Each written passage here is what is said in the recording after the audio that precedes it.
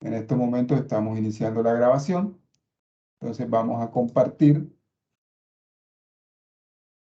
la pantalla. Confirman si la están viendo. Sí, señor. Sí, señor, sí la estamos viendo. Bueno, entonces hoy, viernes 11 de noviembre,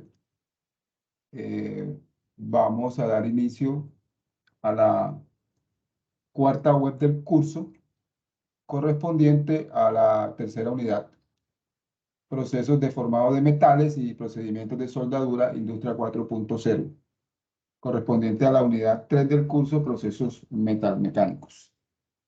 Entonces, el contenido de la web va a ser la siguiente. Vamos a hablar inicialmente de los procesos de conformado de metales, en este caso fundición y moldeo, deformación plástica, mecanizado, procedimientos de soldadura, el concepto de producción más limpia, que la estamos trabajando en la actividad, y el concepto de industria 4.0, que lo vamos a trabajar en la posttarea. Y finalmente hablaremos de la guía de la tarea 4 que están trabajando en estos momentos, o perdón, tarea 3, aquí les pido disculpas, es tarea 3, y la posttarea, que corresponde a la evaluación final. Entonces, vamos a iniciar con la presentación de los procesos de conformado de metales.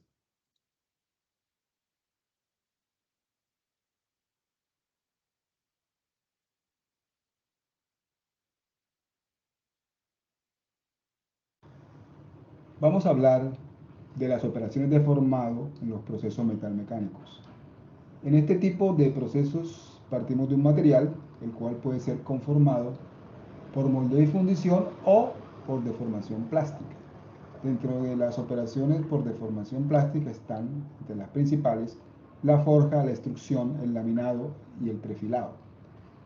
Estas piezas conformadas, a su vez, posteriormente se someten a un mecanizado para mejorar su calidad superficial y afinar sus dimensiones o determinar sus dimensiones finales.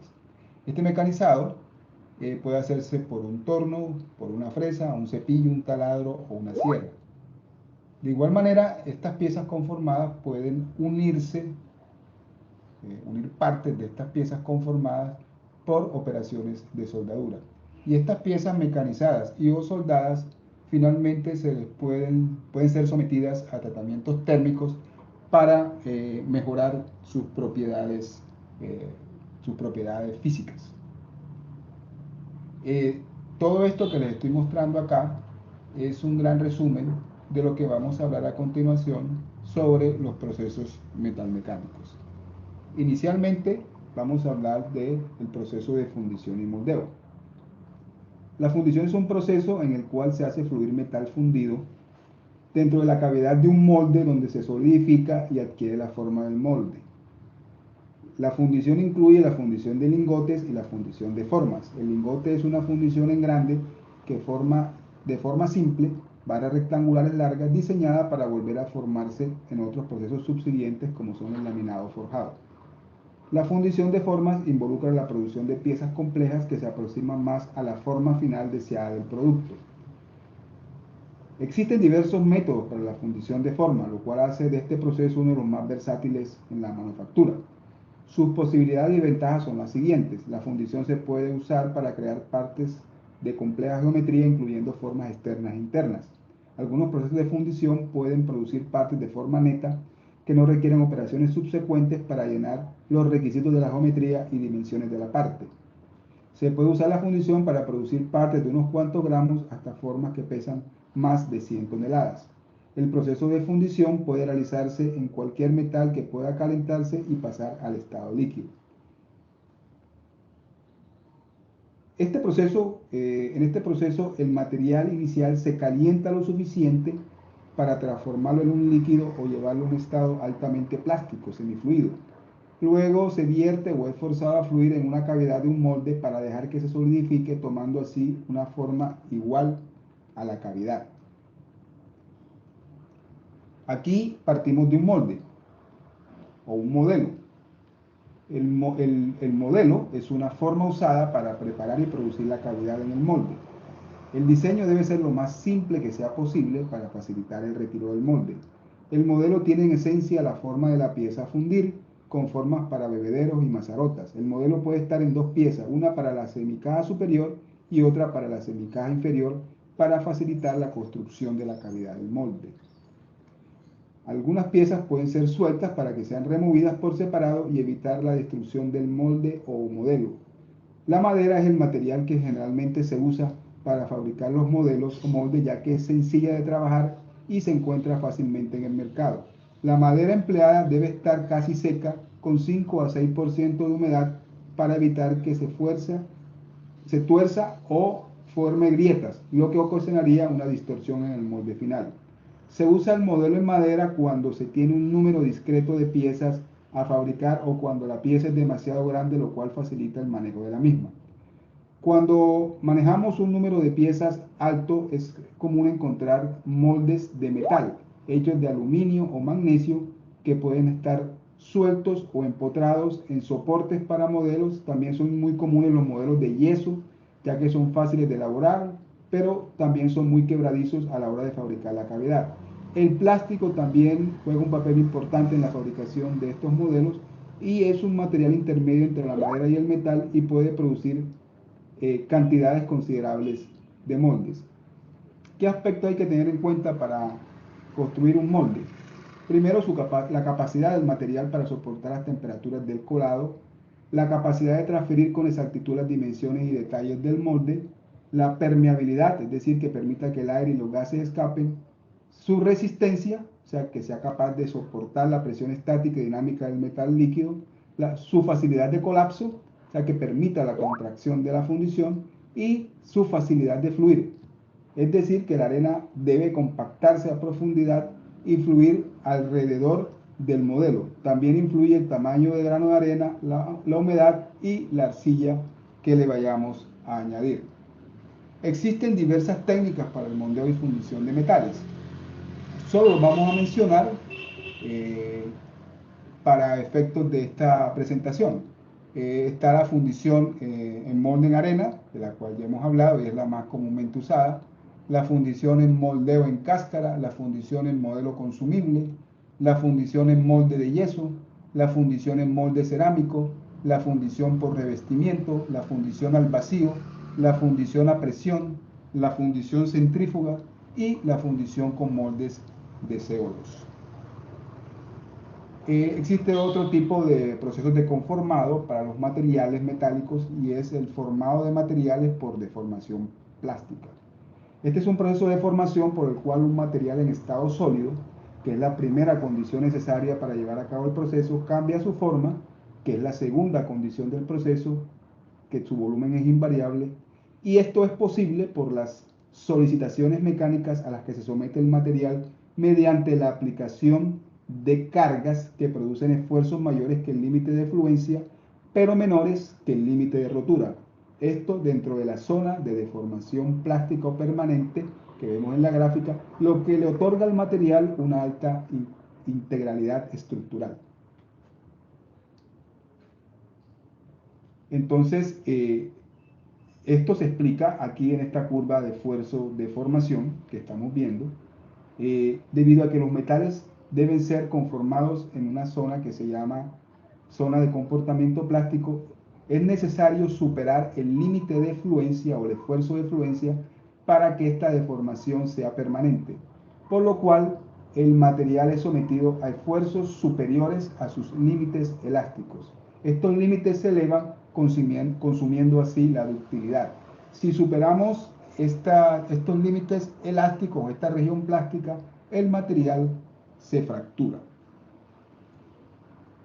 Aquí vamos a trabajar con dos conceptos muy importantes, el trabajo en frío y el trabajo en caliente.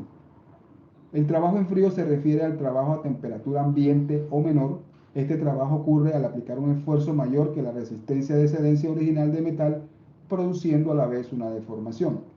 Tiene como característica mejor precisión, menores tolerancias mejores acabados superficiales, mayor dureza de las partes y requiere mayor esfuerzo. Por su parte, el trabajo en caliente se define como la deformación plástica del material metálico a una temperatura mayor que la temperatura de recristalización o formación de nuevos cristales.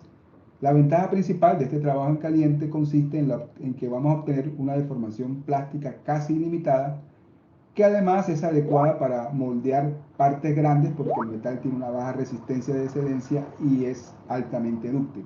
Tiene como características el trabajo en caliente que se obtienen mayores modificaciones a la forma de la pieza de trabajo, se requieren menores esfuerzos y da la opción de trabajar con metales que se fracturan cuando son trabajados en frío.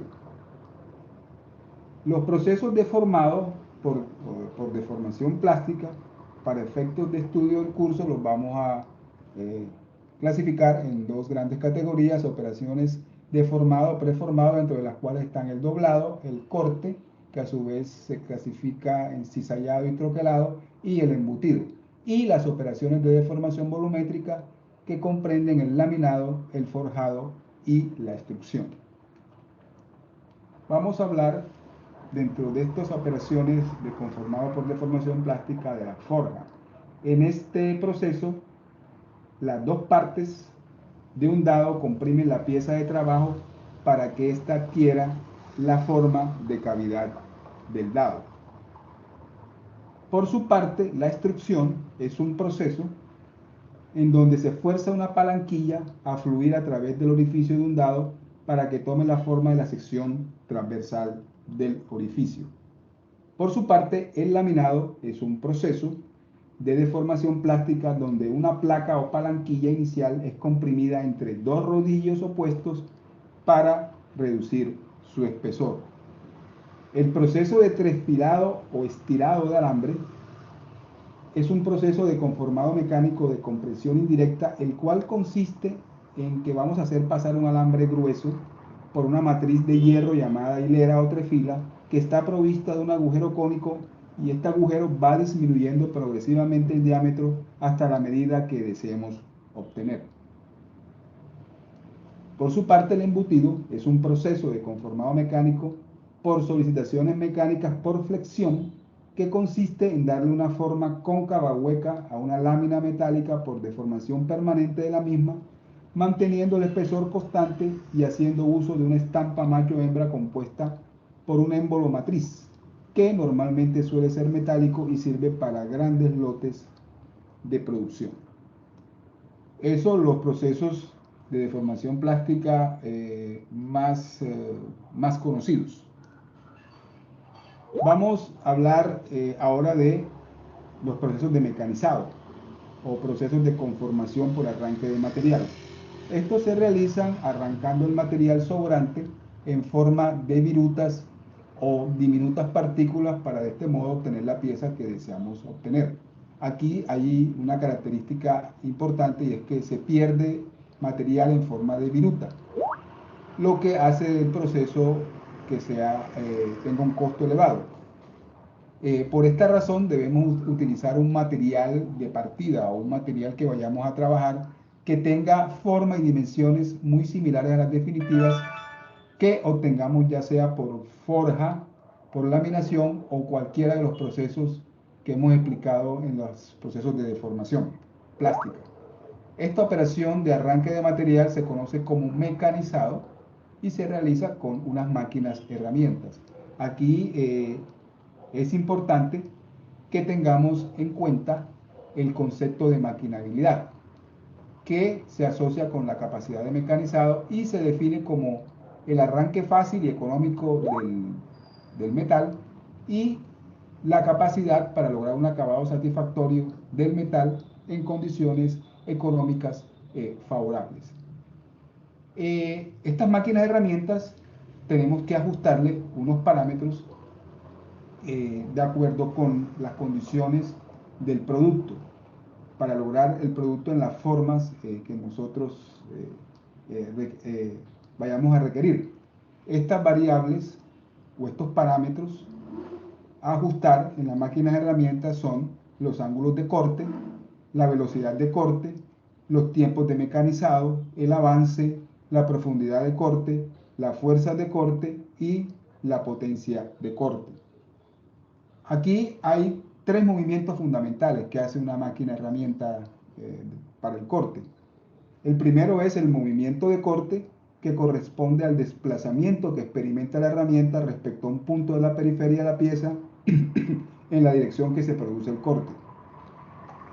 El otro es el movimiento de avance, que es generalmente perpendicular al movimiento y es necesario porque de no darse, al terminar bien con una vuelta o bien con la longitud de la pieza, la interferencia entre pieza y herramienta terminaría y por lo tanto acabaría el corte. Por ende, el movimiento de avance se considera como el desplazamiento relativo que realiza la pieza respecto a la herramienta para desplazar el movimiento de corte de forma paralela a sí mismo. Y un tercer movimiento de la máquina herramienta es el movimiento de penetración, que define la profundidad del corte y que se realiza al comienzo de cada pasada que se realiza en el mecanizado. Este movimiento no es continuo como sucede con el corte y el avance, sino que se realiza de forma escalonada y sin que la pieza esté en contacto con la herramienta. Aquí dentro de las herramientas de corte hay que tener en cuenta algo muy importante, que es la vida útil de la herramienta, que se define como la longitud de tiempo de corte en el cual se puede usar la herramienta. Una herramienta puede perder su capacidad de corte por varias razones. Estas razones pueden ser la temperatura, en este caso, si la temperatura de corte es demasiado elevada para la herramienta, se pierde la dureza y por lo tanto la capacidad de corte. Se manifiesta de forma instantánea y generalmente es consecuencia del exceso de velocidad. Otro aspecto importante a tener para la vida útil de la herramienta es la rotura, que se produce como consecuencia del alto grado de dureza, ya que las herramientas suelen ser frágiles. Cuando la fuerza de corte superan un determinado límite, empiezan a desprenderse partículas de la arista de corte o a veces un trozo de la herramienta. Las elevadas fuerzas que se producen en este tipo de rotura no corresponden a un régimen permanente, sino a variaciones transitorias, como por ejemplo las vibraciones. Y un tercer aspecto a tener en cuenta para la vida útil de la herramienta de corte es el desgaste progresivo de la herramienta. ¿Qué ocurre cuando la herramienta se utiliza adecuadamente? Pues se produce una pérdida de forma que la herramienta y su reducción de eficiencia de corte. A partir de un instante determinado se produce un desgaste acelerado y la falla total de la herramienta. Las herramientas de corte deben tener una forma apropiada para las aplicaciones de mecanizado. Entonces, según su geometría, se pueden clasificar por su número de filos. Aquí tenemos herramientas de un filo, como el buril, herramientas de doble filo en hélice para el caso de la broca, de filos múltiples para el caso de las fresas y ceguetas y de filos indefinidos para el esmeril. Y por su aplicación se dividen en monofilo para procesos de torno, de multifilos para procesos de fresado y taladrado y herramientas abrasivas para procesos de rectificado. Vamos a hablar de la herramienta más importante de corte de metales, que es el torno. Esta es una herramienta, una máquina herramienta que permite fabricar piezas de revolución, es decir, piezas cuya sección transversal tiene forma circular. ¿Qué operaciones se pueden realizar en un torno? El cilindrado. Este se realiza con la composición de movimientos de corte y avance de tal modo que cuando el movimiento de corte que posee la pieza es de forma circular continua, mientras que el movimiento de avance que posee la herramienta es de forma rectilínea, en la dirección del eje de giro de la pieza, con lo que se obtiene o se genera un cilindro. El refrentado, por contra, en este proceso que se llama refrentado en contra, el movimiento de avance se realiza en un plano perpendicular al eje de giro de la pieza, generando una superficie plana que es perpendicular al cilindro. Con la combinación de estos dos trabajos de corte, cilindrado y refrentado, podemos obtener otros trabajos que se derivan de los dos anteriores, como son el cajeado, que consiste en un cilindrado interior, y el ranurado, que es un cilindrado en una franja estrecha llamada ranura. ¿Qué piezas obtenemos con el torno? Infinidad de piezas, entre ellas ejes o árboles, piñones, rodillos, poleas, bujes, pasadores, tornillos y espárragos. Una versión automatizada del torno que estamos viendo es el torno controlado numéricamente, definido por las siglas CNC. Actualmente estas máquinas son usadas en los procesos de mecanizado, vienen automatizadas y reducen las necesidades de mano de obra para los procesos productivos. Estas máquinas se pueden programar usando el control numérico computarizado CNC, y dichos programas contienen la información que requerimos sobre el proceso de mecanizado. También se pueden programar con la ayuda del diseño asistido por computador CAD, en donde se diseñan las partes a mecanizar. Y posteriormente pasan a un programa de manufactura asistida por computador, denominado con las siglas CAM, en donde se realiza la simulación del proceso de corte, seleccionando las herramientas, materiales y parámetros de corte. Vamos a hablar ahora de otra máquina importante de corte, que es la fresadora. Esta es una máquina la cual, por medio de una herramienta denominada fresa, que se mueve con movimiento de rotación, mecaniza superficies de piezas que se desplazan bajo la herramienta con movimientos rectilíneos. Con la fresadora, ¿qué operaciones podemos hacer? Podemos hacer el fresado periférico, fresado plano. En este, el eje de la herramienta es paralelo a la superficie que se está mecanizando, y la operación se realiza por los bordes de corte en la periferia exterior del cortador. También podemos hacer una operación que se llama fresado en las caras o fresado frontal. En este tipo de fresado, el eje de la fresa es perpendicular a la superficie de trabajo, y el mecanizado se ejecuta por los bordes o filos cortantes del extremo y la periferia de la pieza.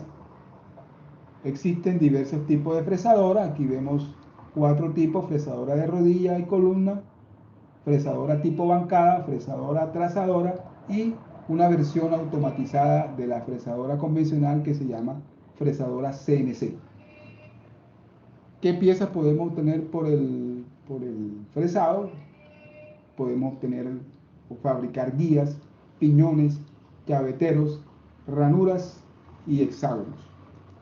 Otra máquina importante de corte es la taladradora. Esta es una máquina que permite perforar piezas metálicas y no metálicas por medio de una herramienta que se denomina broca. ¿Qué operaciones podemos realizar con el taladrado? Podemos realizar el barrenado, que son perforaciones pasantes con terminado de gran calidad. Se consideran como operaciones de ajuste más que de perforación. También podemos realizar con el taladrado operaciones de avellanado, las cuales permiten trabajar agujeros previamente taladrados o provenientes de la fundición. Y la operación de escariado, esta utiliza un escariador, que es una herramienta de filos múltiples y rectos pero rectangular, de irregular longitud, para evitar el rayado del agujero. ¿Qué tipos de taladros se utilizan? Podemos tener un taladro de prensa y el taladro radial. Otra máquina de corte utilizada en la industria es la cepilladora. Esta es una máquina cuya herramienta permanece fija, arrancando la viruta a la pieza que se mueve debajo de ella con movimiento rectilíneo. En esta máquina, el movimiento principal lo tiene la herramienta, la cual va sujeta a una torre del brazo o ariete del cepillo. El movimiento de avance lo proporciona la mesa de trabajo por medio de un dispositivo llamado trinquete, el cual durante la carrera de trabajo de la herramienta no se mueve, pero el retroceso sí lo hace. El movimiento de penetración en el cepillo se logra por medio del ajuste de la mesa de trabajo. Las herramientas de corte que se usan en estas máquinas son semejantes a las que se usan en los tornos. Finalmente vamos a ver el proceso de aserrado. Este es un proceso de mecanizado en el que se corta una hendidura de trabajo angosta dentro de la parte de trabajo por medio de una herramienta que tiene una serie de dientes muy juntos. ¿Qué tipos de aserrado hay? Existe el aserrado con cegueta, aserrado con sierra circular y aserrado con sierra blanda o sierra cinta. Vamos a hablar ahora de los procesos por configuración térmico-mecánica de unión de piezas, llamado procedimiento de soldadura. La soldadura es un proceso de unión entre metales por la acción del calor, con o sin aporte de material metálico nuevo, dando continuidad a los elementos unidos. Es necesario suministrar calor hasta que el material de aporte funda y una ambas superficies, o bien lo haga el propio metal de las piezas. Para que el metal de aporte pueda realizar correctamente la soldadura, es necesario que moje a los materiales que va a unir. El metal de aporte y las consecuencias derivadas del suministro de calor pueden afectar las propiedades de la pieza soldada. Deben evitarse porosidades y grietas añadiendo elementos de aleación al metal de aporte y sujetando firmemente las piezas que se quieren soldar para evitar deformaciones. También puede suceder que la zona afectada por el calor quede dura y quebradiza. Para evitar estos efectos indeseables, a veces se realizan precalentamientos o tratamientos térmicos posteriores. También hay que tener en cuenta que el calor de la soldadura causa distorsiones que pueden reducirse al mínimo eligiendo de modo adecuado los elementos de sujeción y estudiando previamente la secuencia de operaciones que vamos a realizar en la soldadura. La soldadura tiene diversos tipos o diversas categorías de soldadura. Aquí solo las vamos a mencionar. Para la soldadura de metales hay dos categorías, que es la soldadura heterogénea o de aleación y la soldadura homogénea o autógena. Dentro de la soldadura heterogénea tenemos la soldadura blanda y la soldadura fuerte. Y dentro de la soldadura autógena tenemos la soldadura por presión, la soldadura por fusión y la soldadura por presión y fusión. La soldadura por presión puede ser en frío o en caliente. La soldadura por fusión puede ser con gases al soplete, con arco eléctrico o aluminotérmica. Y la soldadura por presión y fusión puede ser aluminotérmica, por resistencia o con gases al soplete. Vamos a hablar de un concepto que es muy importante en la unidad y que es de aplicación en la tarea 3 que corresponde a la evaluación de esta unidad, y es el concepto de producción más limpia. Según el programa de Naciones Unidas para el medio ambiente, se entiende por producción más limpia como la aplicación continua de una estrategia integrada de prevención ambiental en los procesos, los productos y los servicios, con el objetivo de reducir riesgos para los seres humanos y para el medio ambiente, incrementar la competitividad de la empresa y garantizar la viabilidad económica. La producción más limpia permite, entre otras cosas, el ahorro de materias primas, agua y energía, la eliminación, reducción y o sustitución de materias peligrosas y la reducción de cantidad y peligrosidad de los residuos y las emisiones contaminantes. Este es un concepto, la producción más limpia, en un concepto amplio. Este concepto comprende la prevención de la contaminación, la minimización de residuos o ecoeficiencia, poniendo énfasis en cómo pueden producirse los bienes y servicios con el menor impacto ambiental, teniendo en cuenta las limitaciones económicas y tecnológicas. En este sentido, la producción más limpia es considerada como la aplicación sistemática de una estrategia ambiental para la reducción de los impactos negativos que generan las empresas en el medio ambiente. En los procesos de manufactura incluye la conservación de materias primas y energía, la eliminación de materiales tóxicos y la reducción en cantidad y toxicidad de las emisiones y desperdicios antes de la terminación del proceso. En los productos se orienta a la reducción de los impactos durante el ciclo de vida del producto, y en cuanto a los servicios, reduce el impacto ambiental del servicio durante todo su ciclo de vida.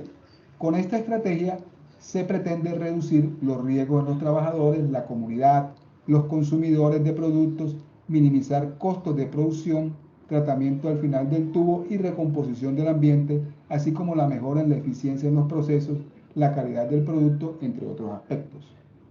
Otro concepto que estamos abordando en la unidad 3 del curso, y es un concepto importantísimo hoy en día, es la industria 4.0.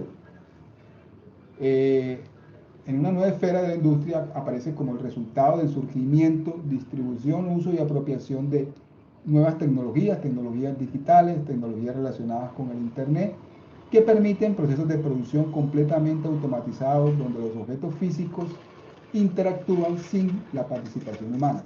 Aquí está vinculado el concepto de automatización industrial, que se puede definir como el uso de máquinas electromecánicas de robótica industrial por sistemas de computadora que realizan de manera automática y autónoma los procesos que se ejecutan en una empresa. La automatización de los procesos permite que los sistemas de producción sean controlados y monitorizados mediante diferentes tecnologías digitales.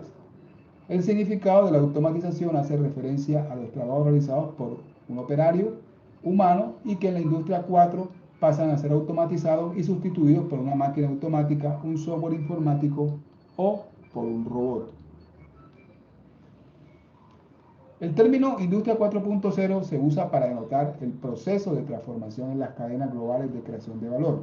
Este término incluye procesos de negocio en la industria que contemplan la organización de redes de producción globales sobre la base de las nuevas tecnologías de la información y las comunicaciones y tecnologías de Internet con la ayuda de las cuales se lleva a cabo la interacción de los objetos de producción. La industria 4.0 es un método que se considera revolucionario de organización de la producción industrial basada en una amplia digitalización y automatización de los procesos de producción y de distribución en la industria que borra los límites entre los objetos físicos, convirtiéndolos en un sistema complejo e integral de elementos interconectados e independientes. Estos son conceptos del autor Subdolov del año 2019.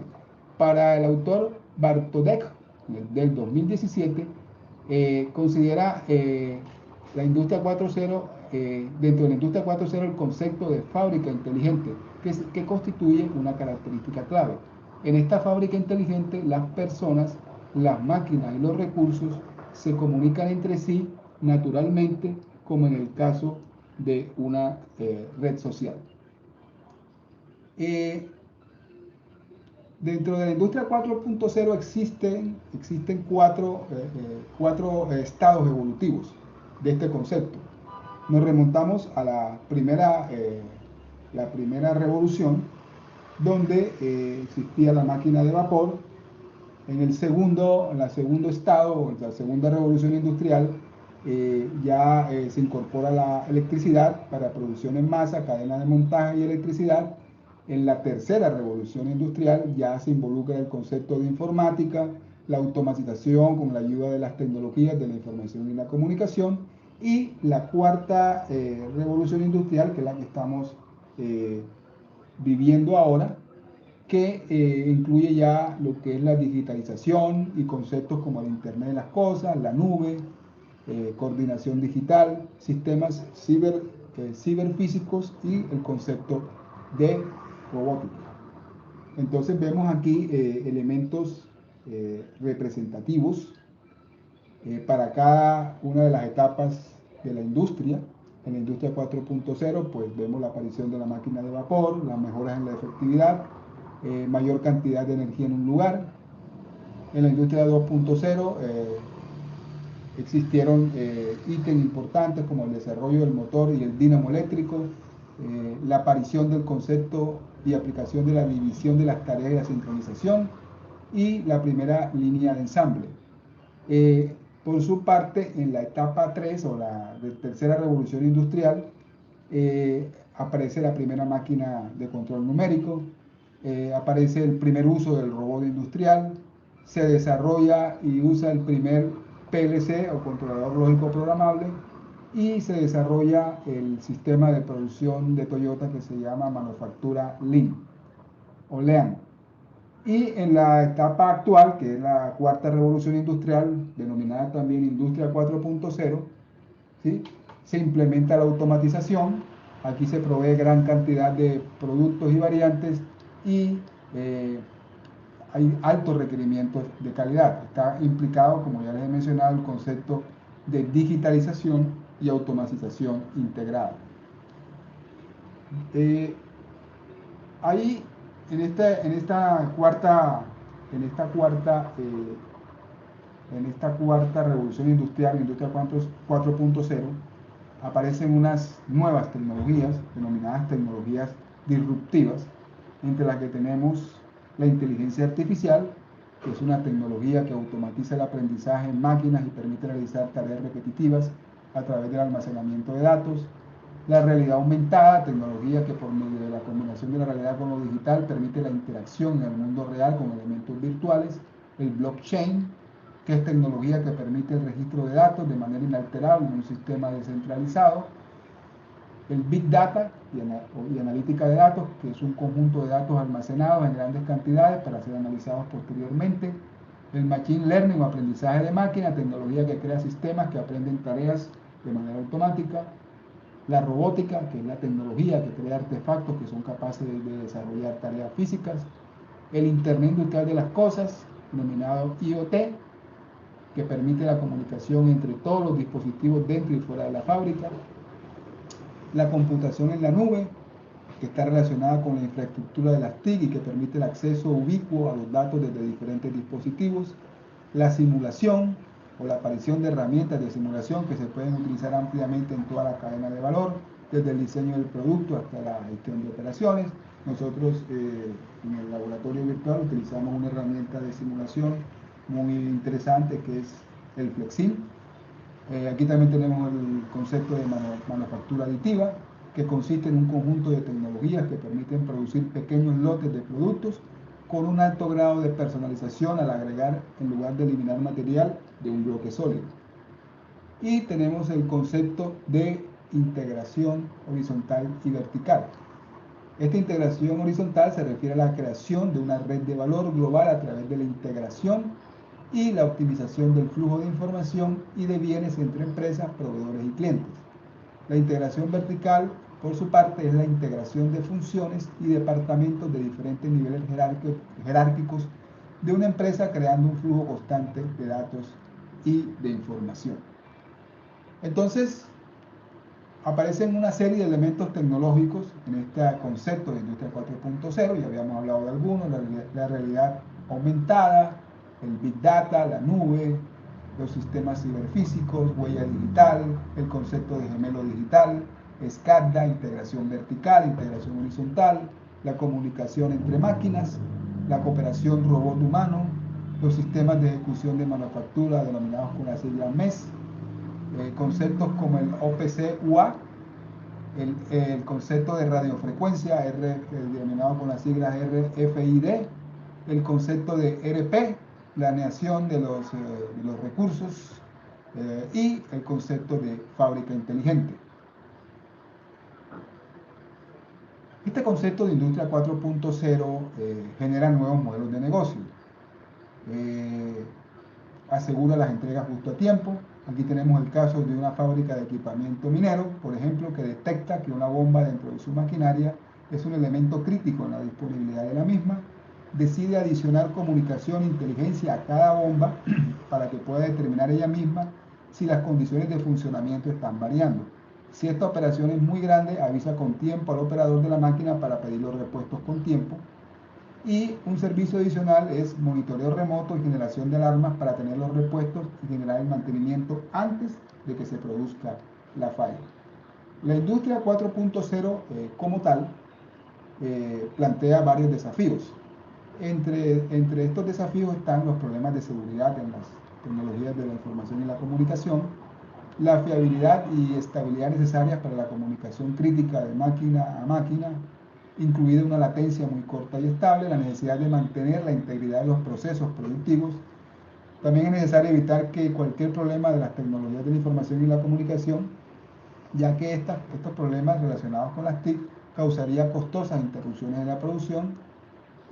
Otro desafío es la necesidad de proteger el conocimiento industrial, la falta de habilidades adecuadas para acelerar la marcha hacia la cuarta revolución industrial, la amenaza de acciones repetitivas en los departamentos corporativos de las TIC, la renuencia general al cambio por parte de los agentes involucrados o resistencia al cambio, y la pérdida de muchos trabajos en favor de procesos automáticos y procesos controlados por las TIC, especialmente para la población trabajadora con menos educación. Este es un desafío bastante fuerte que tiene la industria 4.0 en estos momentos y a futuro. ¿Qué visión tiene la industria 4.0 en el mediano y largo plazo? Esta visión consiste en que en el futuro el sector industrial construirá redes globales para conectar sus máquinas, sus fábricas, sus depósitos de almacenamiento como sistemas ciberfísicos, los cuales se conectarán y controlarán entre sí inteligentemente, compartiendo información que les permite tomar decisiones. Estos sistemas ciberfísicos tomarán la forma de fábricas inteligentes, máquinas inteligentes, depósitos de almacenamiento inteligentes y cadenas de valor inteligentes. Esto es de acuerdo al autor Hilrich del año 2016. Para el mismo autor, en el centro de la visión de la industria 4.0 está la fábrica inteligente, la cual va a cambiar la forma en que se produce actualmente, basada no solo en máquinas inteligentes, sino también en productos inteligentes. Los productos elaborados también serán inteligentes, así que estos pueden ser identificados y localizados todo el tiempo a través del proceso de manufactura. La miniaturización de las etiquetas de identificación para radiofrecuencia va a permitir que los productos sean inteligentes y sepan qué son, cuándo fueron fabricados, cuál es su estado actual y cuáles son los pasos requeridos para alcanzar su estado deseado. Eh, Vamos a mirar finalmente, antes de entrar a mirar las guías, que nos hacen falta, la guía de la tarea 3 y la post-tarea. Vamos a mirar un ejemplo de aplicación de fábrica inteligente en la empresa Amazon. El primer almacén robotizado de Amazon en España ya está listo. Amazon ha puesto en marcha su primer almacén robotizado de España en Castellbisbal, pueblo del área metropolitana de Barcelona. Allí encontramos a Drive, el nombre que le ha puesto a este pequeño robot que Amazon utilizará para mover el género por el almacén, uno que cuenta con menos pasillos y más espacio para almacenar. Este robot, por supuesto, sonará. Con forma de rumba ya lo hemos visto en más de una ocasión, y aunque parezca poca cosa, es capaz de desplazar hasta 1.300 kilogramos de productos en una estantería especial llamada Pod, todo ello a una velocidad de 1,7 metros por segundo. De este modo, los robots llevan los productos a los operarios que preparan los correspondientes envíos. Una automatización que permite ganar más espacio de almacenamiento por cada metro cuadrado y a la vez una mayor eficiencia. Y es que cada uno de estos pedidos que se realizan tiene un tiempo de preparación estimado entre 15 y 70 minutos. Por supuesto, sin datos exactos de cómo afectar al personal. La gran pregunta que os haréis mucho es si esto genera despidos. Bien, lo cierto es que algunos trabajadores sí que van a sobrar, pero Amazon indica que ahora surge la necesidad de contratar a otro tipo de personal, el cual se encargue del mantenimiento de dichos robots. De modo que en los próximos 2 años ellos estiman que necesitarán unas 200 personas y más de 2.000 personas hasta el año 2020. Con todo esto nos queda claro que Amazon va por el camino de la eficiencia para conseguir los mejores tiempos de entrega, que a su vez es el as en la manga con el que confían superar a toda la competencia, y de ahí que Amazon no quiera vender esta tecnología a nadie. Confían en este esfuerzo que han realizado ellos y en la certeza de que seguirán buscando formas de ser más eficientes sin parar. La era de los robots, sin duda alguna, está muy cerca.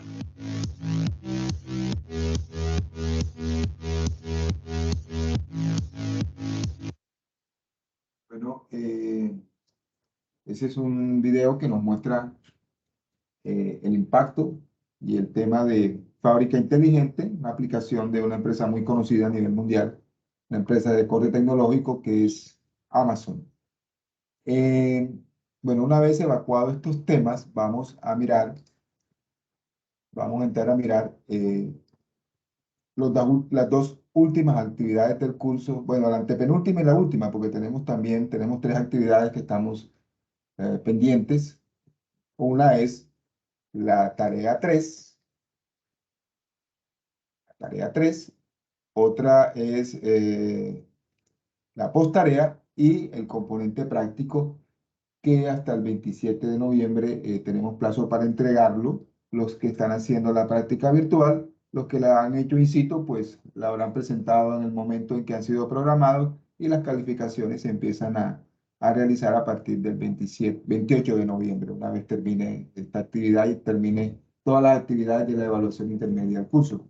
Entonces, ustedes están trabajando en estos momentos la tarea 3, que lleva la misma metodología y la misma dinámica que la tarea 1 y la tarea 2.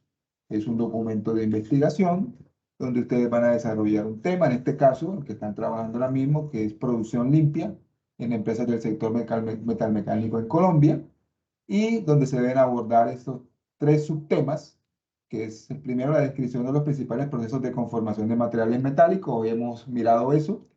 El segundo, análisis comparativo de los procesos de conformación de materiales metálicos. Vamos a hacer de una manera muy sucinta, pues una comparación entre los diversos procesos que existen.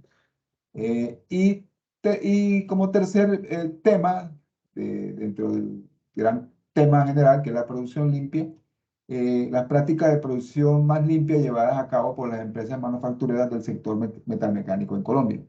Entonces, en este tipo de actividades, pues ya hemos venido trabajando dos productos. Les recuerdo seguir la metodología que se indica en la guía. Hay que hacer un resumen, un astra, palabras clave, la introducción, la metodología, discusión, conclusiones y referencias, la bibliografía. Citaciones bibliográficas 10 mínimo, según normas APA, y tener muy presente el tema de las coincidencias con las fuentes que consultemos, que no debe superar el 30%. Si eso supera el 30%, eso nos va a bajar considerablemente la calificación que obtengamos. La post-tarea es otra actividad que tiene la misma metodología de elaboración de un documento de investigación o working paper. Para el caso de la posttarea, vamos a realizar un estado del arte sobre la aplicación de las tecnologías 4.0 en los sistemas de planificación y control de la producción de las empresas manufactureras colombianas. Entonces, aquí vamos a abordar tres subtemas relacionados con el título. El primero, descripción de la automatización aplicada a un proceso, instrumentos o elementos finales de control. Vamos a investigar cuáles son los elementos que constituyen un proceso de automatización o un esquema de automatización de un proceso industrial. Hoy hablamos de algunos. El segundo ítem, vamos a hablar de las nuevas tecnologías, 4.0, las tecnologías disruptivas que hoy hablamos. Una parte de ellas, son muchas más de las que hoy les he hablado de las más relevantes. Y la tercer ítem, la transformación digital en las empresas manufactureras en Colombia. ¿Cómo se está dando este proceso de transformación digital o cómo se ha dado hasta el momento en las empresas del sector productivo en Colombia? Entonces, pues ya sabemos cuáles son los requerimientos y cómo se califica, cómo se evalúa y cómo es la dinámica que se lleva a cabo para que obtengamos un producto que corresponda a las expectativas de la rúbrica de cada una de las actividades. Importante el trabajo en equipo. La idea es que trabajen eso en grupo. No se recomienda trabajarlo de forma individual, porque eso pues le resta algo de calificación, porque uno de los ítems de calificación o de evaluación dentro de la rúbrica es el trabajo en equipo, que tiene un puntaje o un valor significativo en la nota final de cada actividad. Entonces, ahora sí dejo el espacio para que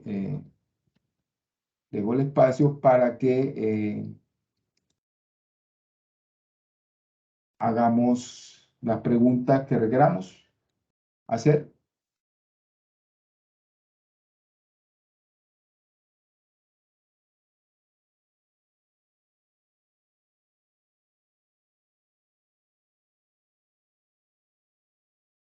Bueno, como no me están haciendo ninguna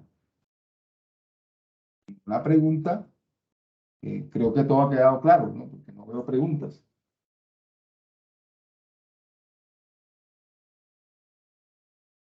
Al señor que estaba. Buenas noches, tutor, ¿cómo están, y compañeros? Ya, llega la mesa. Tutor, una preguntita. Para esta actividad tenemos que hacer dos paperwork, uno que es de producción limpia y otro de tecnologías 4G. Yo le estoy colocando las dos actividades que nos restan del curso, además del componente práctico. Les hablé de la tarea 3, que es la que estamos haciendo ahora, ¿sí? Que es sobre producción más limpia.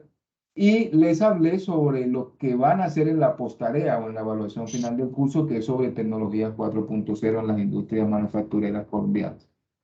No vayan a confundirse, ¿eh? Son dos cosas distintas. Lo que estamos trabajando ahora en la tarea 4 y lo que vamos a trabajar en la post tarea, ahora cuando comience la evaluación final.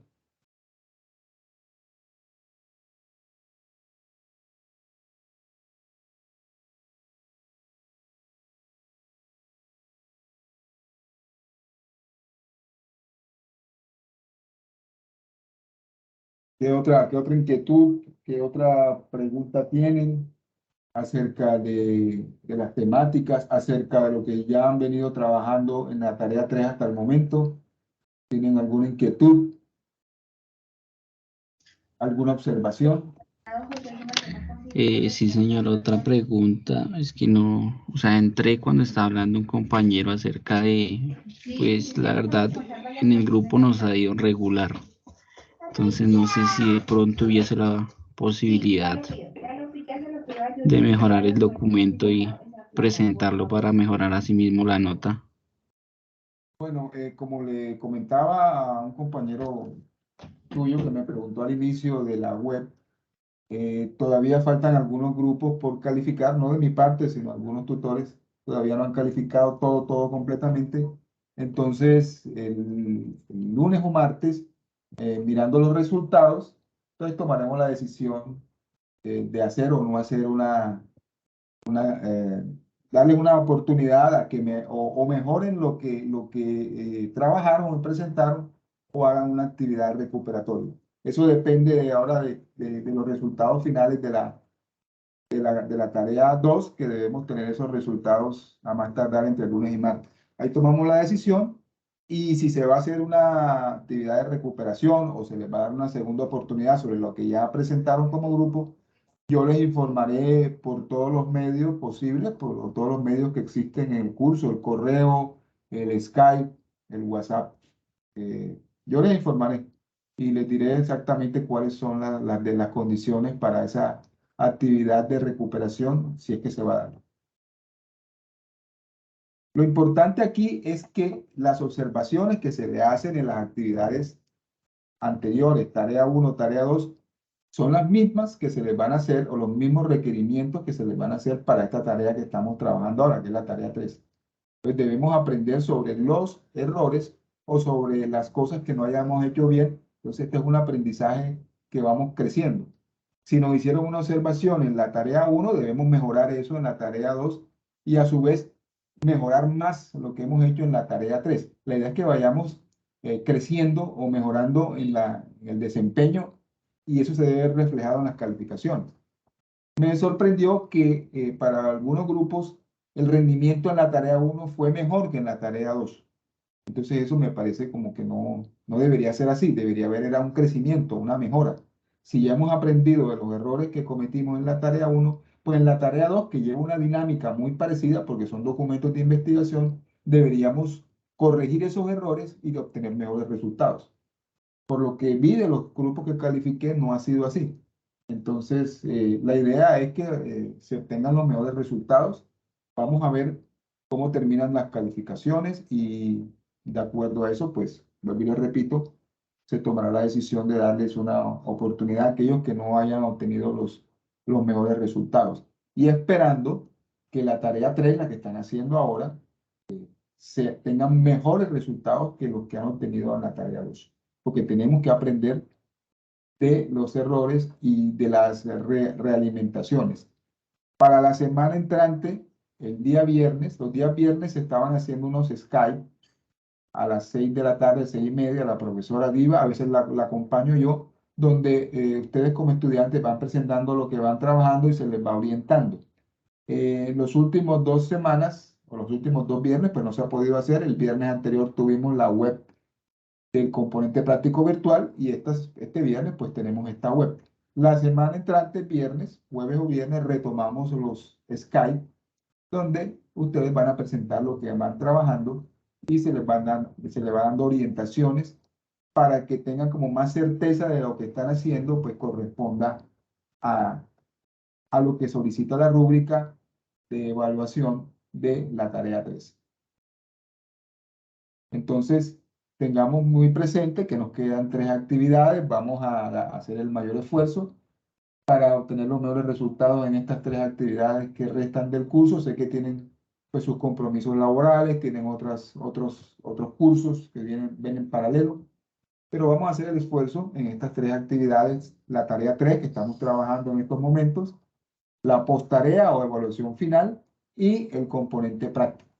Para los que lo hicieron presencial, bien, y para los que lo están haciendo en la parte virtual, pues hacer el mejor esfuerzo para obtener un buen resultado. Tengo la convicción de que finalizando el periodo, en general, vamos a obtener unos buenos resultados en general de los estudiantes. Esa es la esperanza que tengo y creo que va a ser así. Pero sí, pues les pido que hagan un esfuerzo mayor a lo que están haciendo para lograr esos resultados óptimos que todos esperamos. ¿Alguna otra inquietud, alguna otra pregunta? Profe, buenas noches, profe. Buenas noches. Tutor, yo le quería comentar una situación que pasa en el grupo, en el foro. Resulta que participamos un compañero y una persona, solamente de los 5, y ya faltando 3 días aparecen los otros 2 o 3 compañeros, agarran las participaciones que nosotros tenemos y ellos incluso no respetando el rol de entrega envían el trabajo. Entonces uno no los incluye en sí porque no participaron, pero a los últimos 3 días lo mandan y queremos saber si eso devalúa las calificaciones respecto al grupo por la falta de comunicación, ya que ellos no aparecen sino los últimos 3 días. Eso, desafortunadamente, yo sé que a algunos compañeros los perjudican, a los que sí trabajan, pues a veces empaña un poco la calificación de trabajo en equipo, porque entonces se observa un desorden. El uno hace una cosa, el otro entra en último momento. Cuando van a subir el trabajo que debe subirlo una sola persona, lo suben todos. Entonces tenemos 4 versiones del mismo documento. Ya eso, pues, el ítem de trabajo en equipo le va restando algo de puntaje. Sin embargo, uno juiciosamente va mirando el historial de las aportes en el foro y va mirando realmente quién trabajó desde un principio y quién de manera oportunista a último momento hace 2 cositas y se apunta en el trabajo. Ya pues uno por experiencia detecta realmente quién trabajó a conciencia y quién no lo hizo. En el caso mío, pues rara vez pues cometo el error de calificar injustamente eso, porque eso sí, yo observo el seguimiento de aquellos que desde un principio van trabajando de manera juiciosa y los que a último momento quieren pegarse ya del trabajo, colocar un parrafito o colocar unas palabritas, pues para este tipo de trabajos, eso pues no es muy válido porque esto requiere un trabajo en equipo y un esfuerzo mayor que otras actividades de otros cursos. Entonces aquí esto ustedes se han dado cuenta que se evalúa con un poco más de rigurosidad. Por eso muchos a veces no obtienen una calificación tan alta como esperan, porque este curso tiene una exigencia más alta que otros cursos del programa. Pero precisamente es por eso, porque se espera que el estudiante muestre un poco más de esfuerzo, más de dedicación, más de disciplina, de dedicación hacia el curso y que evidencie que realmente están trabajando como grupo, trabajando en equipo. A veces eso no se da. Sé que es difícil trabajar con 4 compañeros que a veces no están sincronizados en los mismos horarios, pero hay que hacer el esfuerzo porque la universidad tiene organizado esto para que en estos foros se trabajen las actividades de forma grupal y así se evalúa. Sé que muchos estudiantes a veces preferirían hacer un trabajo individual, pero realmente el modelo pedagógico promueve que trabajemos con los compañeros, que aprendamos a trabajar en equipo a partir de esas diferencias que tengamos, porque somos personas diferentes, a veces de diferentes regiones del país, con limitaciones de tiempo y horario. Dentro de esas complejidades, pues podemos armonizar un buen trabajo en equipo y sacar un buen trabajo como grupo, porque he visto casos muy muy relevantes y para destacar de algunos grupos que hacen unos trabajos muy buenos y se ve una buena dinámica del grupo. Y sé que si nos proponemos, todos podemos sacarle el tiempito y organizarnos como grupo para hacer un trabajo que responda a las expectativas del curso. Sebastián y Jader tienen la mano alzada. No sé si ya intervinieron o es que tienen la mano ahí alzada. Doctor Manuel, señor. Bueno, vamos a coger por orden Sebastián primero. Ok, listo. Muy amable, tutor. Muy buenas noches para todos. Para mí es un gusto estar en esta web. Quería preguntarle algo, tutor. Ingresé algo tarde a la reunión, pero quisiera manifestarles, en base a las actividades que hay que desarrollar, teniendo pues en cuenta de que los procesos metalmecánicos en este caso son muy variados, tendríamos que escoger en este punto un proceso en específico o tendríamos que hacerlo en una totalidad, pues donde se abarque digamos, varios procesos. Es que la conformación de materiales metalmecánicos, pues, iría prácticamente desde un corte hasta un maquinado, lógicamente, y un pulido y a lo último un armado como tal de un proceso. Muchas gracias. Podemos agruparlo, sí, gracias por la pregunta. Podemos agruparlo en tres categorías, como aparece agrupado aquí en la web al principio. Procesos de conformación, que están la fundición y la forja, y las operaciones, perdón, la fundición, moldeo y fundición, y las operaciones de conformado, que yo solamente hablé de 4, hay muchas, pero hablé del laminado, el trefilado, la forja y la extrusión. Los procesos de mecanizado y las operaciones de soldadura.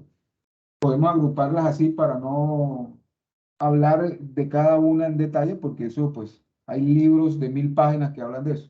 Entonces podemos agruparlas en esas tres categorías, porque sé que es un documento que es corto. Entonces, agrupémoslo así, por categorías.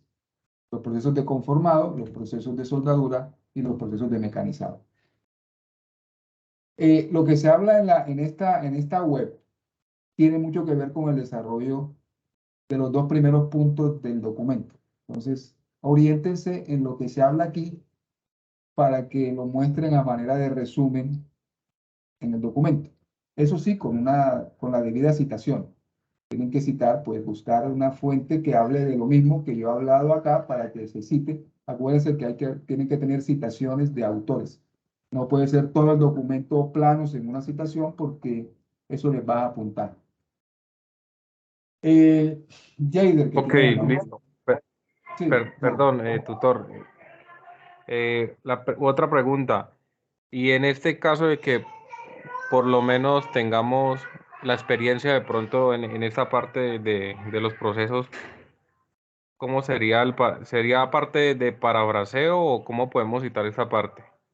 no, si usted tiene el know-how, la experiencia, pues usted puede complementar lo que usted sabe, pero citando algo de la teoría. Ya, usted puede hablar por ejemplo, del proceso de lo que se hace con el torno, pero entonces remítase a algo que en la teoría hable del torno, porque es que el documento necesita una citación bibliográfica.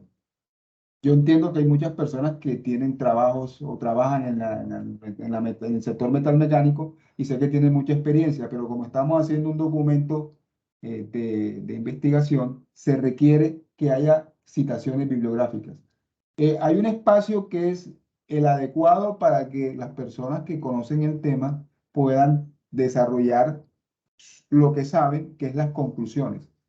El último o el penúltimo ítem del documento, conclusiones, ahí pueden libremente concluir sobre lo aprendido, sin necesidad de citar a ningún autor.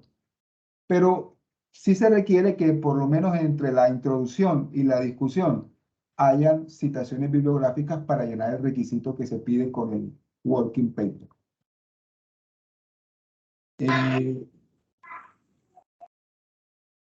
Ok, listo, entendido. Muy amable, muchas gracias. Jader, Tutor, buenas noches, ¿cómo están? Buenas noches, compañero y tutor. buenas noches. Tutor, bueno, hace rato hablaba con respecto a las observaciones de las calificaciones y las actividades anteriores. Bueno, yo tengo un caso particular. La actividad primera, yo participé solo porque mis compañeros no se dio la oportunidad de una comunicación con ellos. En fin, yo realicé mi aporte en el foro. El tutor me hizo su respectiva retroalimentación. Bueno, entonces cumplí con lo exigido y él volvió nuevamente, verificó, me dijo que estaba bien. Pero al momento de calificación prácticamente me saqué menos de la mitad. Entonces no tuve la oportunidad de preguntar al tutor porque mi trabajo me lo impidió. Entonces no me fue posible hacerle reclamo. Ahorita la segunda actividad que entregué dice que mínimo son 10 referencias o 10 citaciones y que el documento no sea más de 6 páginas. Entonces, esos dos ítems me lo calificó 5 de 10. Entonces, esa vez sí tuve la oportunidad y le solicité al tutor, pero el tutor no me responde. Entonces, ¿yo cómo hago para saber si como es la forma que él calificó o algo que estoy fallando? ¿Qué puedo hacer en ese caso, tutor? Lo primero que tienes que verificar, no sé si el tutor lo remarca, yo sí lo remarco, es que el porcentaje de plagio no supere el 30%. Cuando tú subes el documento, de pronto a ustedes no les Tutor, aparece. Sí, tutor, ¿qué qué les pena. aparece a su Qué pena, tutor, interrumpo ahí. Tutor, yo, por ejemplo, usted publicó una forma para verificar en Turi por medio de la aplicación. Bueno, yo lo hice y no supera más de ese rango que usted dice. Entonces, el porcentaje, por ejemplo, ahorita no superó más del 20%, o sea, más o menos fue como un 16% de coincidencia, obviamente con las referencias y algunas cosas de título, pero no entiendo cómo, No, por qué el tutor. el Turnitin a veces tiene algunas cosas que generan error. Por ejemplo, los títulos o algunas partes de la guía que de pronto ustedes colocan en el documento los asume como plagio cuando no es plagio. Por eso a veces, pues, si es 20 o 18, eso prácticamente da lo mismo porque hay cosas que coge el Turnitin como plagio no siéndolo. Hay documentos que tienen 70% de plagio que realmente con ese porcentaje, pues, es innegable que el documento tiene mucha copia. Para el caso tuyo, sí, me parece curioso. Pues lo único que te sugiero es que me escribas a mí solicitando una segunda revisión, porque no, realmente no conozco tu caso, no soy yo quien te califico.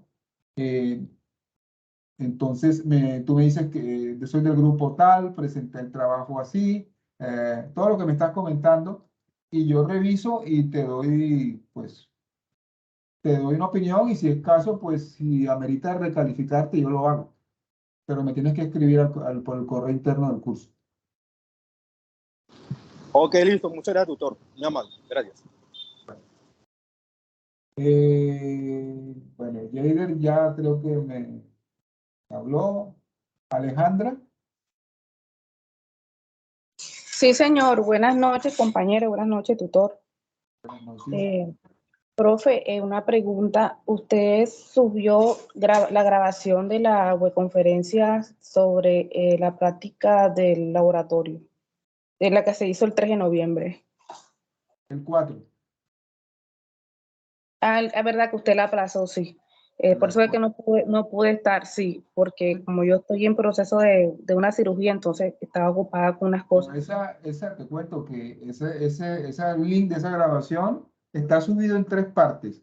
En el foro de noticias, si tú entras en el entorno de aprendizaje del curso, en la tarea 4 que dice componente práctico, hay un foro donde tú puedes ingresar a subir aportes o hacer preguntas sobre la actividad. Ahí, en el encabezado de ese foro, también está la grabación. Y en el Skype del curso también puse el link de la grabación. Entonces, pues tienes varios espacios donde lo puedes encontrar. Sí. Lo que pasa es que solamente lo estaba buscando en el correo interno. Eso fue lo que pasó. No, yo por el correo interno casi nunca envío eso, Ah, sino yo lo coloco o en el foro de noticias. En este caso, pues hay un foro de componente práctico que si tú entras vas a encontrar ahí un foro, ahí está la grabación. sí, sí. Y en el Skype del curso, que siempre al finalizar cada web yo les coloco al día siguiente el link de la grabación. Listo, profe, ya lo estoy buscando. Muchas gracias. Bueno, son las 8:10. Si no hay más preguntas, pues dejamos por hoy la web así. La grabación se la estoy socializando, ya como le dije a la Alejandra. Hay dos espacios donde se publican las grabaciones. Uno es el foro de noticias del curso, el otro es el Skype del curso. También hay un WhatsApp para los que están vinculados al WhatsApp, también les publico el link. Y esos son los tres espacios generalmente donde se publica al día siguiente las grabaciones de la web. Sigan trabajando juicioso la tarea 3. Atento la semana entrante, miraremos a ver si da lugar una segunda oportunidad para las personas que no cumplieron con la calificación de la tarea 2. Y en una semana, el otro viernes, muy seguramente va a haber un Skype donde se van a atender precisamente inquietudes sobre lo que estén trabajando. Ustedes como grupo, ustedes se presentan a esa web, bueno, esa no es una web, al Skype, que es una Skype grupal, y ahí pueden subir ingresar a ese Skype, subir o presentar lo que van trabajando, o la profesora Diva o mi persona, o los dos, les haremos la realimentación de lo que vayan haciendo. Entonces, muy atento a esas dos situaciones esta semana que viene. Y no es más por el momento. Entonces, nos vemos muy posiblemente en el Skype dentro de 8 días. Esta es la última web del curso. Sin embargo, lo sigo atendiendo por el Skype y por los foros y por el correo. Todo lo que ustedes requieren. Entonces, dejamos por hoy la reunión. Les agradezco su asistencia.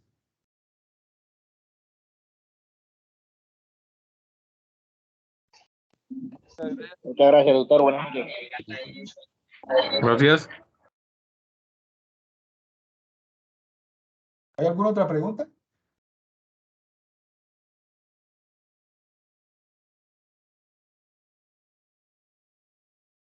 Bueno, parece que no hay preguntas. Pensé que había alguna pregunta. Bueno, entonces, dejamos por aquí la reunión. Dejamos hasta aquí la reunión. Que tengan todos un resto de noche feliz. Buenas noches, doctor. Buenas noches. Descanse. Muchas gracias, doctor. Buenas noches. Buenas noches.